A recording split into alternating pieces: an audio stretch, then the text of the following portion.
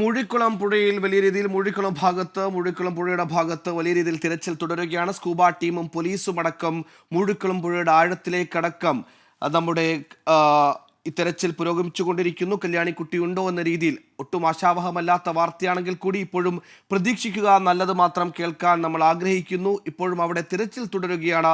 ഈ പറഞ്ഞതനുസരിച്ചാണെങ്കിൽ തിരുവാണിക്കുളം ഭാഗത്താണ് ഈ ഭർത്തൃവീടുള്ളത്. അവിടെ ഭർത്തൃവീടിന് സമീപത്തുള്ള അങ്കണവാടിയിലാണ് കല്യാണിക്കുട്ടി പഠിച്ചിരുന്നത്. ഈ അങ്കണവാടിയിൽ ഏകദേശം 3:30 എത്തിയ മാതാവ് കുട്ടിയെ അവിടെ നിന്ന് കൂട്ടിക്കൊണ്ടുവരികയായിരുന്നു. ഈ സമയം കല്യാണിക്കുട്ടി അവിടെ നിന്ന് ഭക്ഷണം കഴിക്കുകയായിരുന്നു. അങ്ങനെ മകൾ ഭക്ഷണം കഴിയുന്നത് വരെ അവിടെ കാത്തുനിന്ന് അവിടെ നിന്ന് കല്യാണിയെ കൂട്ടി പിന്നീട് ആലുവ ഭാഗത്തേക്ക് ബസ്സിലേക്ക് പോവുകയായിരുന്നു.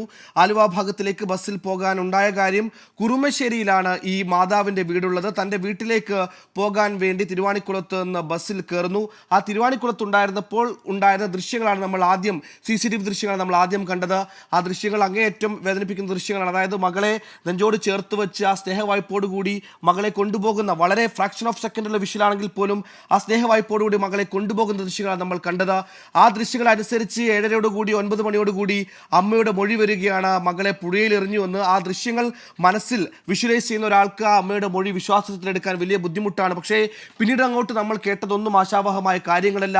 ഒരു ഇന്റൻഷൻ അടക്കം നമ്മൾ കേൾക്കുന്നു. കുടുംബ പ്രശ്നങ്ങൾ ഉണ്ടായിരുന്നുവെന്ന് ബന്ധുക്കളടക്കം മൊഴി നൽകുന്നു. ഇതിൻ്റെയൊക്കെ ഒരു മാനസിക വിഭ്രാന്തി അല്ലെങ്കിൽ മാനസികമായ പ്രശ്നങ്ങൾ, അതിനപ്പുറത്തേക്ക് കുടുംബ തർക്കത്തിലെ വേദന, സ്വയം ആത്മഹത്യ ചെയ്യാനുള്ള തീരുമാനം, ഒപ്പം മകളെ കൊന്നുകൊണ്ട് ആത്മഹത്യ ചെയ്യാനുള്ള തീരുമാനത്തിലേക്കൊക്കെ മാതാവ് എത്തിയിരുന്നുവെന്ന് ബന്ധുക്കൾ നടക്കും മൊഴി വരുമ്പോൾ ആ അമ്മയുടെ മൊഴി വിശ്വാസത്തിലെടുക്കുക മാത്രമാണ് നിലവിൽ നിർവാഹമുള്ളൂ. ആ മൊഴിയുടെ പശ്ചാത്തലത്തിൽ മൂഴിക്കുളം ഭാഗത്ത് വലിയ രീതിയിൽ തിരച്ചിൽ തുടരുകയാണ്. മൂഴിക്കുളം ഭാഗത്ത് മകളെയും കൂട്ടി അമ്മ ബസ് ഇറങ്ങിയ ദൃശ്യങ്ങൾ നമ്മൾ കണ്ടതാണ്. അപ്പോഴും മകൾ അമ്മയോടൊപ്പം കൂടെയുണ്ട്. ആ മൂഴിക്കുളം ഭാഗം ഈ അമ്മയെ സംബന്ധിച്ചിടത്തോളം വലിയ പരിചിതമുള്ള ഏരിയയാണ്. ഈ മൂഴിക്കുളം ഭാഗത്ത് നിന്ന് വെറും 2-2.5 കിലോമീറ്റർ മാത്രമാണ് തൻ്റെ സ്വന്തം വീടായ താൻ ജനിച്ചു വളർന്ന കുറുമശ്ശേരി വീട്ടിലേക്കുള്ള ദൂരം. അതുകൊണ്ട് തന്നെ ഈ മേഖല ടെറൈനൊക്കെ വളരെ വ്യക്തമായി തന്നെ അറിയുന്ന മാതാവ് മൂഴിക്കുളത്ത് പുഴയുടെ ഭാഗത്ത് മകളെ ഉപേക്ഷിച്ചു എന്ന മൊഴി പോലീസിനോട് ആവർത്തിച്ച് പറയുന്നു. ബന്ധുക്കളോടക്കം ഇത് സംബന്ധിച്ച് കുറ്റസമ്മതം നടത്തുന്നു. ഇതിൻ്റെയൊക്കെ അടിസ്ഥാനത്തിൽ പോലീസിന് മുമ്പിൽ സാഹചര്യ തെളിവുകൾ പരിഗണിക്കുമ്പോൾ ആ പാവം കല്യാണിക്കുട്ടി അവിടെ തന്നെ അമ്മ ഉപേക്ഷിച്ചു എന്ന് വേണം അല്പം വേദനയോടുകൂടിയെങ്കിലും മനസ്സിലാക്കേണ്ടത്. ഇതനുസരിച്ചുള്ള തിരച്ചിലാണ് നമ്മളിപ്പോൾ കാണുന്നത്. നമ്മൾ ഈ പറയുന്ന ഓരോ ഇൻസിഡൻസിൻ്റെയും സമയമെടുത്ത് പരിശോധിക്കുകയാണെങ്കിൽ ഏകദേശം 7 മണിയോടുകൂടി തന്നെ മൂഴിക്കുളം ഭാഗത്തെ ഈ കല്യാണിക്കുട്ടിയെ അമ്മ ഉപേക്ഷിച്ചു എന്നുകൊണ്ട് നമ്മൾ മനസ്സിലാക്കണം. അതായത് റെസ്ക്യൂയുടെ ഗോൾഡൻ അവേഴ്സ് ഒക്കെ അവസാനിച്ചിരിക്കുന്നു. എന്നിരുന്നാലും പ്രതീക്ഷയുള്ള, അവൾ ജീവനോടെ ഉണ്ടെന്ന, ഒന്നും സംഭവിച്ചിട്ടില്ല എന്ന, കല്യാണി തിരിച്ചു വരുമെന്ന പ്രതീക്ഷയിൽ തന്നെ നമ്മൾ ഇപ്പോഴും തിരച്ചിൽ തുടരുകയാണ്. അത്തരത്തിൽ ആ പ്രതീക്ഷകൾ ഉണ്ടാകട്ടെ.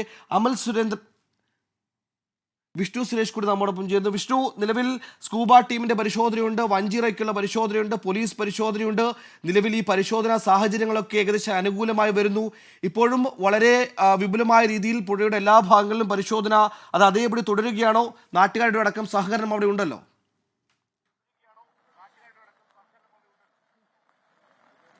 പുഴയുടെ മധ്യഭാഗത്താണ് ഇപ്പോൾ പരിശോധന തുടരുന്നത്. അതായത് സ്കൂബ ടീം ഇറങ്ങിയിട്ടുണ്ട്. അവർ ഇറങ്ങി പരിശോധിക്കുകയാണ്. 2 വശങ്ങളിലേക്കും ഇറങ്ങിയാണ് പരിശോധിക്കുന്നത്. 6-അംഗ സംഘമുണ്ട്. നേരത്തെ മധ്യഭാഗത്ത് പരിശോധന നടത്തി. ഇപ്പോൾ ഒരല്പം സൈഡിലേക്ക് വന്നുകൊണ്ടുള്ള ഒരു പരിശോധനയാണ് നടത്തുന്നത്. അവിടെ പരിശോധന നടത്തി എന്തെങ്കിലും തരത്തിലുള്ള വിവരങ്ങൾ ഒന്നും ഇതുവരെ ലഭിച്ചിട്ടില്ല. അവരിങ്ങനെ ഈ എല്ലാ ഇടങ്ങളിലും, ഈ പ്രത്യേകിച്ച് ഈ പാലത്തിന്റെ കാലുകൾ കേന്ദ്രീകരിച്ച് ആണ് ഇപ്പോൾ പരിശോധന പുരോഗമിച്ചുകൊണ്ടിരിക്കുന്നത്. ദൃശ്യങ്ങളിൽ കാണുന്ന പോലെ നാട്ടുകാരുണ്ട്, അതോടൊപ്പം തന്നെ സ്കൂബ ടീമുണ്ട്, പ്രാദേശിക മത്സ്യത്തൊഴിലാളികളുടെ സഹായമടക്കം പോലീസ് തേടിയിട്ടുണ്ട്, ഫയർഫോഴ്സ് തേടിയിട്ടുണ്ട്. ഈ കൂടുതൽ ആളുകൾ ഈ പരിശോധനയുടെ ഭാഗമാകുന്നു. അതെല്ലാം ആ കുഞ്ഞിന് വേണ്ടിയിട്ടാണ്. സ്കൂബ ടീമിന്റെ ദൃശ്യങ്ങളാണ് നമ്മളിപ്പോൾ കാണുന്നത്. അവർ ഈ പാലത്തിന്റെ ഒരു 3-ാമത്തെ കാലിൽ അവിടെ നിലയുറപ്പിച്ചിരിക്കുകയാണ്. അവിടെ നിന്ന് ബാക്കി മേഖലകളിലേക്ക് ഓരോരുത്തരായി ഇറങ്ങിയാണ് പരിശോധിക്കുന്നത്. ഈ ഒഴുക്ക് ഇല്ലാത്തതാണ് ഇപ്പോൾ ഏറ്റവും അനുകൂല ഘടകമായി നിൽക്കുന്നത്. പെരിയാറാണ്. സാധാരണഗതിയിൽ മഴ പെയ്താൽ കുത്തി ഒഴുകുന്ന ഒരു ശൈലിയാണ് പെരിയാറിന് ഉള്ളത്. പക്ഷേ ഇത്തവണ 2 മണിക്കൂറോളം മഴ കനത്ത് പെയ്തെങ്കിലും കൂടുതൽ ഒഴുക്ക് ഇല്ല എന്ന് മനസ്സിലാകുന്നുണ്ട്. അത് തെരച്ചിലിന് അനുകൂലമായ ഒരു ഘടകമാണ്. മഴ നേരത്തേലും കുറഞ്ഞിട്ടുണ്ട്, പക്ഷെ വീണ്ടും ശക്തിയാർജിക്കുന്നുണ്ട്. വെളിച്ചക്കുറവായിരുന്നു തന്നെയായിരുന്നു ഏറ്റവും വലിയ തിരിച്ചടിയായി നേരത്തെ ആദ്യഘട്ടത്തിൽ ഫയർഫോഴ്സ് ടീമും അതോടൊപ്പം പോലീസും ഒക്കെ വിലയിരുത്തിയിരുന്നത്. പക്ഷെ അത് മറികടന്നിട്ടുണ്ട്. കൂടുതൽ ലൈറ്റുകൾ പുറത്തുനിന്ന് കൊണ്ടുവന്ന് പാലത്തിലും അതോടൊപ്പം തന്നെ ഈ പാലത്തിന്റെ വശങ്ങളിലുമൊക്കെ ഘടിപ്പിച്ചുകൊണ്ടിട്ടാണ് ഇപ്പോൾ ആ പ്രതിസന്ധി മറികടക്കുന്നത്. അത് ഈ നാട്ടുകാരുടെ കൂടി ഇടപെടലാണ് എടുത്തു പറയേണ്ടത്. അവർ ഒന്നാകെ ഈ കുഞ്ഞിന് വേണ്ടി ഈ കുഞ്ഞിനെ ഇവിടെ ഉപേക്ഷിച്ചു എന്ന് പറയുന്ന ഘട്ടത്തിൽ തന്നെ ഈ പാലത്തിന്റെ മുകളിലേക്ക് ആളുകൾ എത്തുകയും പല മേഖലകളിലായി സ്വന്തം നിലയ്ക്ക് പരിശോധന നടത്തുകയും ചെയ്ത ആളുകളാണ്. അവരുടെ ഒരു എഫേർട്ടിനെ നമ്മൾ ഈ ഘട്ടത്തിൽ എടുത്തു പറയേണ്ടത് കൂടിയാണ്. വളരെ സങ്കടകരമായ ഒരു കാര്യമാണെന്ന് വൈകിട്ട് 9 മണിയോടുകൂടി നമ്മൾ കേട്ടത്. 3 വയസ്സുള്ള കുട്ടിയെ കാണാൻ നമ്മൾ അപ്പോഴും പ്രതീക്ഷിച്ചിരുന്നു. അതായത് കുട്ടി തിരിച്ചു വരും. നമ്മൾ പോലീസുകാരുമായൊക്കെ സംസാരിക്കുമ്പോൾ മറ്റൊന്നും സംഭവിച്ചിട്ടുണ്ടാകില്ല, കുട്ടി എത്രയും പെട്ടെന്ന് തിരിച്ചു വരും, നമുക്ക് ലഭിക്കും എന്നുള്ള പ്രതീക്ഷയൊക്കെ അവർ പങ്കുവച്ചിരുന്നു. പക്ഷേ അത് ഈ അമ്മയുടെ മൊഴിയുടെ അടിസ്ഥാനത്തിലാണ്. അമ്മ പല ഘട്ടത്തിലും കുട്ടിയെ താൻ മറ്റൊന്നും ചെയ്തിട്ടില്ല എന്നൊക്കെ പറഞ്ഞിരുന്നു. ഏറ്റവും അവസാനം CCTV ദൃശ്യങ്ങൾ, അതായത് നമ്മൾ ഈ കാണിച്ച പ്രൈവറ്റ് ബസ് സ്റ്റാൻഡിലെ CCTV ദൃശ്യങ്ങൾ പോലീസ് കാണിച്ചു. ഇതിൽ കുട്ടിയില്ലല്ലോ എന്ന ചോദ്യത്തിനാണ് അവർ പറഞ്ഞത്, താൻ കുട്ടിയെ ഈ പാലത്തിൽ നിന്ന് പുഴയിലേക്ക് എറിഞ്ഞ് കൊലപ്പെടുത്തി, തനിക്ക് ഇത്തരത്തിൽ കുടുംബ പ്രശ്നങ്ങളുണ്ട്, ആ പ്രശ്നങ്ങളുടെ ഭാഗമായാണ് ഇത്തരത്തിൽ ചെയ്തത്, താനും ജീവനൊടുക്കാൻ തീരുമാനിച്ചിരുന്നു എന്നാണ് അവർ അവരുടെ ബന്ധുവായ പ്രകാശൻ എന്ന് പറയുന്ന ഒരാളോട് പറഞ്ഞത്. പോലീസ് സ്റ്റേഷനിൽ വെച്ച് അല്പസമയം മുമ്പ് പറഞ്ഞ കാര്യമാണിത്. ആ മൊഴി അവർ പക്ഷേ മാറ്റി പറഞ്ഞിട്ടില്ല ഇതുവരെ.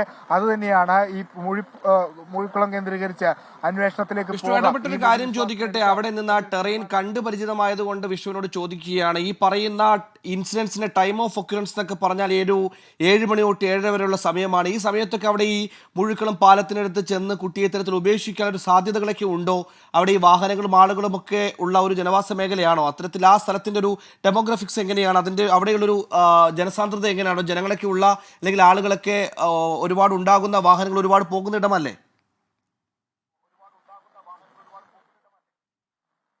ഈ പാലം വളരെ സജീവമായ ഒരു പാലമാണ്. അത് ഇപ്പോൾ പോലും അത്തരത്തിൽ നിരവധി വാഹനങ്ങൾ പോകുന്ന ഒരു പാലമാണ്. അതുകൊണ്ട് തന്നെ 7 മണിയോട് ആ സമയം അതൊരു പീക്ക് ടൈമാണ്. ആലുവയും കാലടിയും ഒക്കെ ബന്ധപ്പെടുന്ന ഒരു മേഖല ആയതുകൊണ്ട് തന്നെ ഒരു പീക്ക് ടൈമാണ്. ആ സമയത്ത് ഈ പാലത്തിൽ ഇഷ്ടംപോലെ ആളുകൾ ഉണ്ടായിരുന്നത് തന്നെയാണ് നമ്മുടെ നിഗമനം. പക്ഷേ ഇതിന്റെ പ്രദേശത്ത്, അതായത് പാലത്തിന്റെ സൈഡുകൾ കേന്ദ്രീകരിച്ച് കാട് പിടിച്ചു കിടക്കുന്ന ഒരു മേഖലയാണ്. അതിനുള്ളിലേക്കൊക്കെയാണ് വീടുകൾ ഉള്ളത്. പക്ഷെ തൊട്ടടുത്തൊരു കപ്പേളപ്പള്ളി ഉണ്ട്. അവിടെ പക്ഷെ അങ്ങനെ അധികം ആളുകൾ ഉണ്ടാകാനുള്ള സാധ്യതയില്ല. പാലത്തിന് മുകളിൽ നിന്നാണ് അവർ കുഞ്ഞിനെ വലിച്ചെറിഞ്ഞതെന്ന് പറയുന്നതെങ്കിൽ ആ സമയത്ത് ഇവിടെ ഇഷ്ടംപോലെ ആളുകൾ അല്ലെങ്കിൽ യാത്രക്കാരുള്ള ഒരു സമയമായിരിക്കാം. പക്ഷെ അവരുടെ ശ്രദ്ധയിൽ പെടണമെന്ന് നിർബന്ധമൊന്നുമില്ല. അതല്ല എങ്കിൽ ഇവർ ഈ പറയുന്നത് പോലെ ഇവർക്ക് ഈ പ്രദേശത്തെ കുറിച്ച് വളരെ കൃത്യമായി അറിയാം. അവരുടെ വീട് കുറുമശ്ശേരിയിലാണ്. അതുകൊണ്ട് ഇതിന്റെ ഒരു ടെറൈനൊക്കെ അവർക്ക് വളരെ കൃത്യമായി അറിയാം.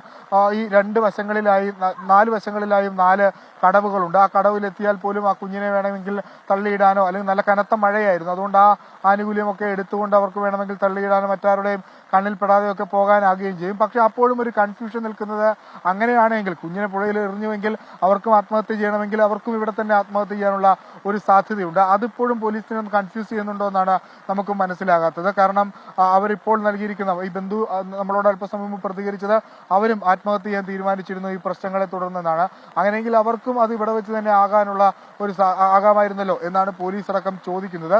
പക്ഷേ അവർ ഈ മൊഴിയിൽ തന്നെ ഉറച്ചു നിൽക്കുകയാണ്. അതായത് ഞാൻ ഇങ്ങനെ ചെയ്തു എന്ന് അവർ ആവർത്തിച്ച് പറയുന്നതാണ് പോലീസിനെ ഈ മേഖലകൾ തന്നെ കേന്ദ്രീകരിച്ച് പരിശോധന നടത്താൻ തീരുമാനിക്കാനുള്ള കാരണം. ഒപ്പം ഒരു 90% പോലീസും വിശ്വസിക്കുന്നുണ്ട് ഇത് ഈ അവർ പറഞ്ഞ മൊഴി ഏറെക്കുറെ ശരി എന്ന്. 90%ഓളം പോലീസും വിശ്വസിക്കുന്നുണ്ടെന്നാണ് നമുക്ക് ലഭിക്കുന്ന വിവരം. ആദ്യഘട്ടത്തിൽ നമ്മൾ വിളിക്കുമ്പോൾ അവർ പറഞ്ഞൊരു കോൺഫിഡൻസ് ഉണ്ടായിരുന്നു. അതായത് കുട്ടി, ഇവർക്ക് മാനസിക പ്രശ്നങ്ങളുണ്ട്, അതുകൊണ്ട് കുട്ടി എവിടെയെങ്കിലും മറന്നുപോയതോ അല്ലെങ്കിൽ തിരക്കിൽപ്പെട്ട് കുട്ടി പോയപ്പോൾ ഇവർ തിരിച്ചു പോകുന്നതൊക്കെ ആയിരിക്കാം എന്നാണ് പോലീസ് ആദ്യം പറഞ്ഞത്. പിന്നീട് ചോദ്യം ചെയ്ത ഘട്ടത്തിൽ ഇവരും അത്തരത്തിലുള്ള മൊഴികളൊക്കെയാണ് നൽകിയത്. പക്ഷേ CCTV കാണിച്ച് ചോദ്യം ചെയ്തപ്പോഴാണ് ഈ പ്രശ്നങ്ങളുടെ കഥയൊക്കെ അവർ പോലീസിനോട് പറയുന്നത്.